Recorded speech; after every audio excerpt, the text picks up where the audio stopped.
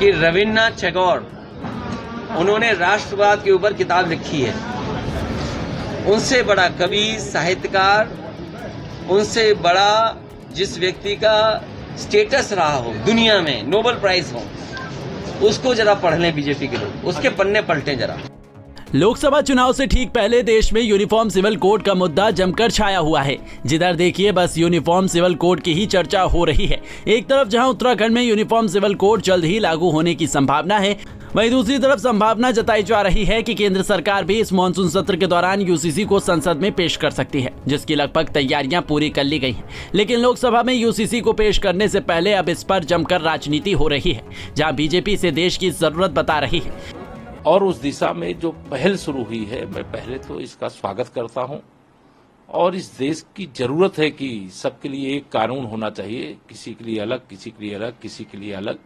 यह व्यवस्थाएं समाप्त होनी चाहिए और इस दिशा में जिनको काम करना है वह काम कर भी रहे हैं। जो लॉ कमीशन है उस पर लोगों के सुझाव भी ले रहे हैं और उस सुझाव के बाद जो निष्कर्ष निकलेगा, और हम लोग अच्छे से अच्छे परिणाम की उम्मीद रखते हैं।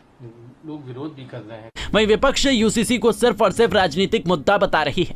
यूसीसी के मुद्दे पर अखिलेश यादव ने जमकर बीजेपी सरकार पर निशाना साधा है और कहा है कि यूनिफॉर्म सिविल कोड की बात इसलिए की जा रही है क्योंकि जमीनी स्तर पर काम नहीं किया गया है। अगर बीजेपी के लोग रविन्द्रनाथ टैगोर को पढ़ लेंगे तो हो सकता है बीजेपी वाले यूनिफॉर्म सिविल कोड की बात ही नहीं करेंगे।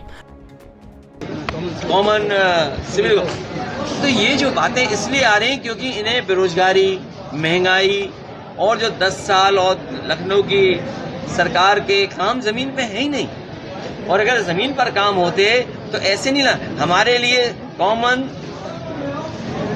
सबसे बड़ी चीज है संविधान, हमें अधिकार देता है। क्या संविधान नहीं पढ़ा इन्होंने? और फिर अगर इस तरह की बात करते हैं तो मैं ये कहूंगा कि रविन्द्रनाथ टैगोर उन्होंने राष्ट्रवाद के ऊपर किताब लिखी है। उनसे बड़ा कवि, साहित्यकार, उनसे बड़ा जिस व्यक्ति का स्टेटस रहा हो दुनिया में, नोबेल प्राइज हो, उसको जरा पढ़ लें बीजेपी के लोग, उसके पन्ने पलटें जरा।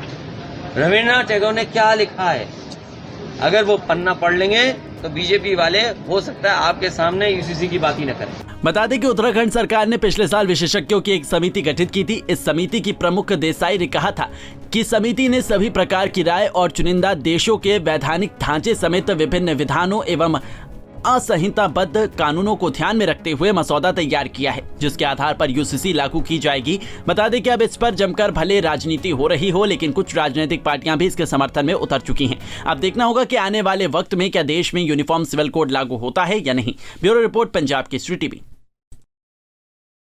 हमसे जुड़े रहने के लिए हमारे YouTube चैनल को सब्सक्राइब करें और नई वीडियो की नोटिफिकेशन के लिए बेल आइकॉन को दबाएं।